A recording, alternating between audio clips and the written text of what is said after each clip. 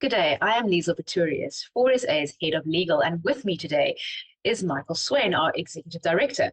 Michael has recently returned from Brazil, where he attended the G-20 Interfaith Forum. Michael was invited to present on key issues, areas of religious freedom that are of primary concern on the African continent. The distinct challenges facing many African countries has been a central G20 theme for many years. And since the African Union is now part of the G20, they take on a sharper focus. So welcome, Michael. Welcome back to South Africa. But to start us off, maybe we can start with what is the G20 Interfaith Forum and why is this forum so significant? Well, thank you, Liesl. It's obviously great to be back from a very powerful time in Brasilia. So let's just begin by saying what the G20 is. G20 stands for Group of 20, and this is an intergovernmental forum. It comprises actually of 19 sovereign countries, the European Union, the African Union, and it works to address major issues related to the global economy, international financial stability, climate change mitigations, and sustainable development particularly.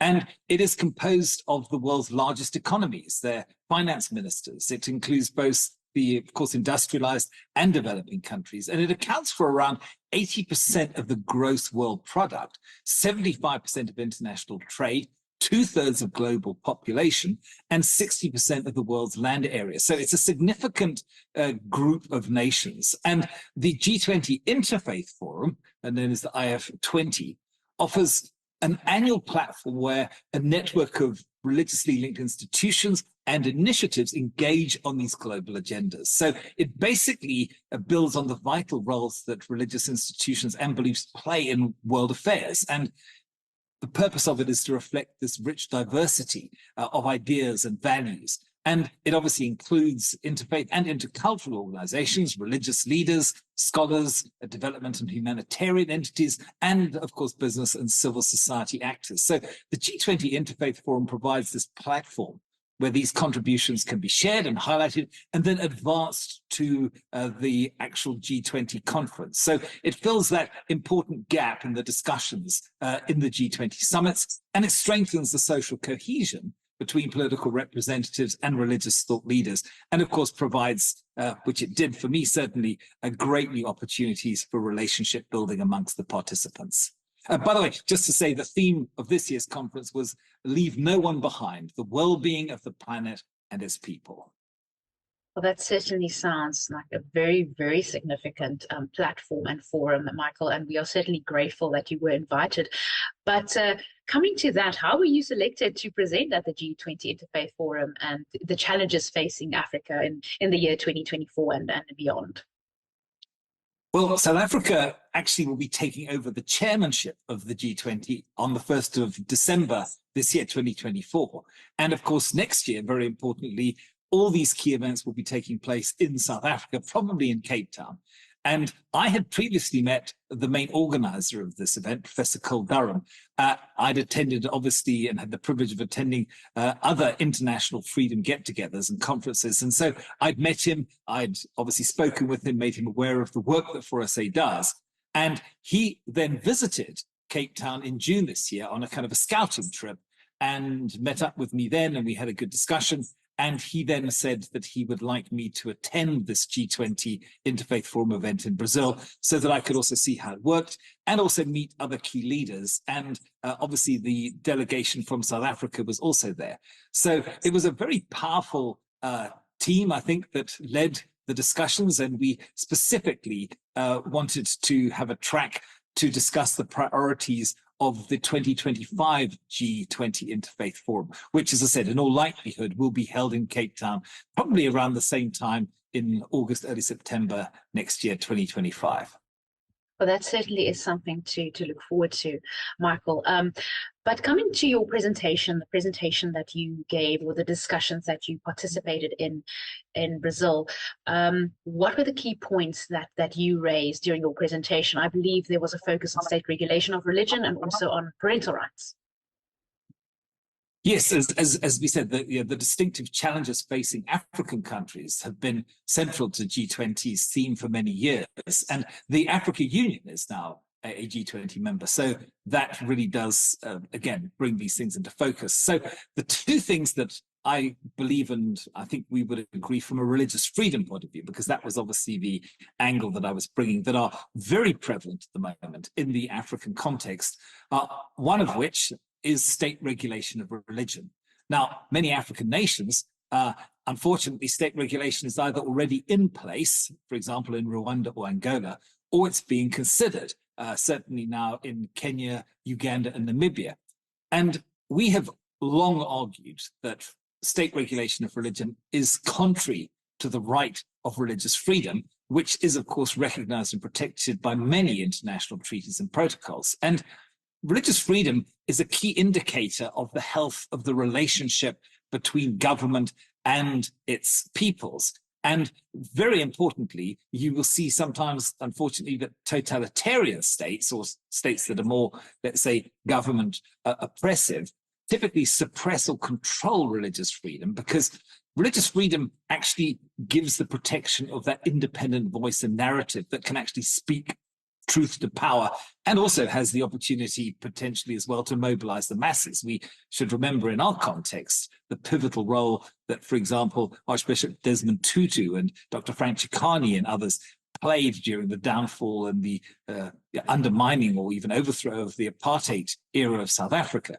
So the move towards state regulation of religion, unfortunately, follows a similar process and a pattern. Typically, it identifies one or more horrific incidents in the religious sector, which are then highlighted in the media, and these are then used to justify regulation. Kenya, we mentioned, over 400 people were tragically brainwashed to starve themselves to death by a cult leader. Now, such incidents are obviously rare, but they tend to be used to suggest that similar activities are widespread. But very importantly about this, religious freedom never has been, never will be, a cover for criminal or unlawful behavior. And the problem is therefore not in the lack of laws, because there's almost always going to be laws that will cover these criminal activities done in the name of religion. But there's often a lack of willingness, or maybe even a lack of capacity to enforce existing laws. So simply adding this layer of state regulation doesn't actually solve the problem. So very importantly, we have to remember that freedom of religion is foundational to the democratic rights that underpin the rule of law. And freedom of religion encompasses this broad spectrum of human rights. It includes freedom of conscience, thought, belief, opinion, expression, association, assembly, and very importantly, parental rights. And these are integral religious freedom rights to human dignity, to equality, to shape how individuals and communities understand and interact with the world, and indeed with one another. So any state regulation that interferes with religious freedom actually has a serious implication for democracy. You know, sometimes, unfortunately, it starts off seeming benign, but it can quickly become oppressive. And we've seen, for example, in Rwanda, many churches, mosques have been literally shut down and forced to close. And to this end, I think, and what we were putting forward is that the world can learn, and certainly Africa can learn from the South African model, where self-regulation of religion has been upheld. You know, state regulation, as we know, after the CRL Rights Commission produced a report, and there were some nearly 5 years of discussions and deliberations, 5 days in Parliament at the end, and Parliament ultimately produced a report which stated, and I quote, "We must be mindful not to use the abuses of religion as a motivation to introduce regulations that would infringe on the rights and freedoms of religious individuals and organizations." So that was one key theme. And Michael, also you mentioned parental rights. So why is parental rights a key religious freedom focus? I think across the globe, but particularly on the African continent. Well, international human rights law recognizes that parents are the primary caretakers and the authorities for their children. But we are seeing globally, and it's unfortunately creeping into the South African context as well, that the truth of this responsibility is increasingly under threat. And this shift is actually eroding parental rights. Parental rights are, of course, based on natural law. It's the unique child-parent relationship. You can only have to look at a mother and her newborn infant to see that this is not some legal construct. It's clearly and evidently something which is birthed out of the natural law, the fact that, you know, human beings have families that just reproduce and we propagate ourselves. And of course, the very important role is that then we have the power, the capacity, and the right to raise our children, because the family is the essential and foundational unit of every healthy and sustainable society. And for that reason, of course, legally, parents are recognized as the primary educators of their children. They have, as has been described, a prior and inalienable right to pass on their values and beliefs and their faith to their children. And the state, by the way, by law, equally, is duty-bound to support and uphold parental rights. And the state should only ever, therefore, intervene in appropriate, i.e. exceptional circumstances, you know, such as neglect or abuse or that sort of thing. And always, by the way, with the ultimate goal of restoring and strengthening the family unit. Now, one of the challenges that we're seeing increasingly is that there is a growing trend to portray the state as the primary caretaker of children.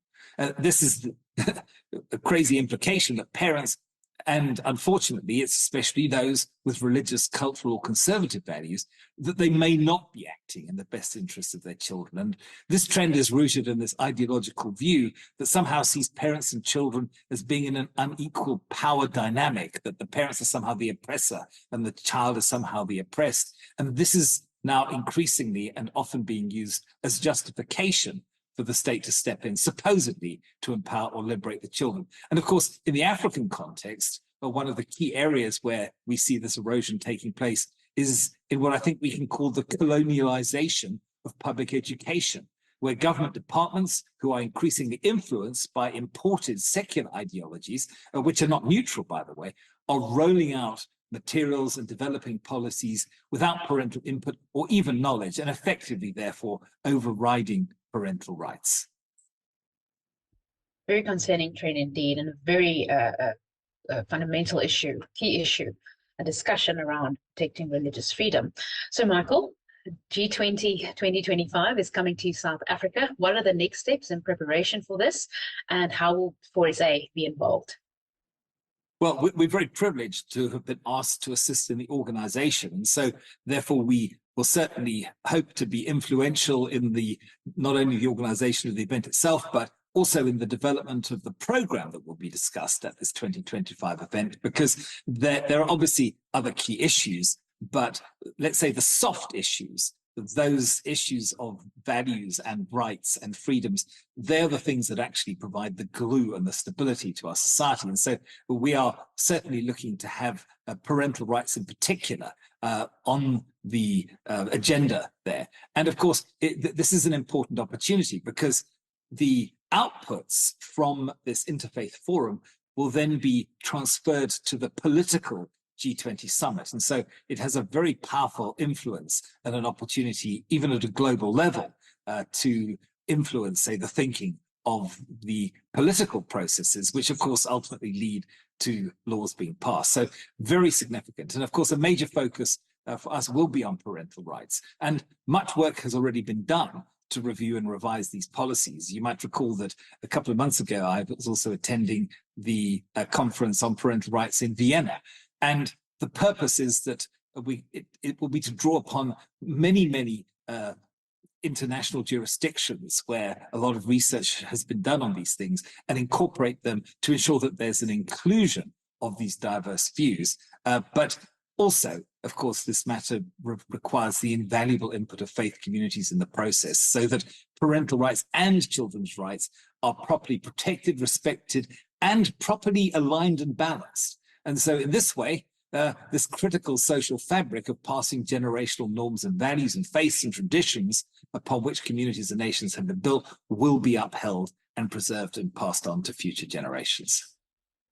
Yes, very important indeed. Well, Michael, thank you for this feedback, valuable feedback, insightful feedback on the G20 Interfaith Forum. We look forward to next year. Definitely, it's an honor, it's a privilege to have this opportunity to help place key religious freedom issues on the national, regional, continental, and even global agenda. So if you watching this video, you wonder how you can stay in touch with OSA, learn about important religious freedom issues like the ones that we've discussed now, upcoming developments, you're welcome to visit our website. The address is www.4sa.org.za. On our website, you can sign up to our newsletter so that you'll get important alerts. There's also a donate now function or a page section on our website, and we do invite you to make a financial contribution because that enables us to continue to do the important work that we do. 4SA is completely dependent on donor funding. And also to follow our work, you're welcome to follow us on social media. We have a Freedom of Religion SA Facebook page and a YouTube channel. Thank you for joining us for this discussion. Good day. This is Liesl Pretorius, Head of Legal at Freedom of Religion South Africa. Remember to like and subscribe this video and then click on the subscribe button. That way you make sure that you will never miss our videos and important updates on issues affecting religious freedom.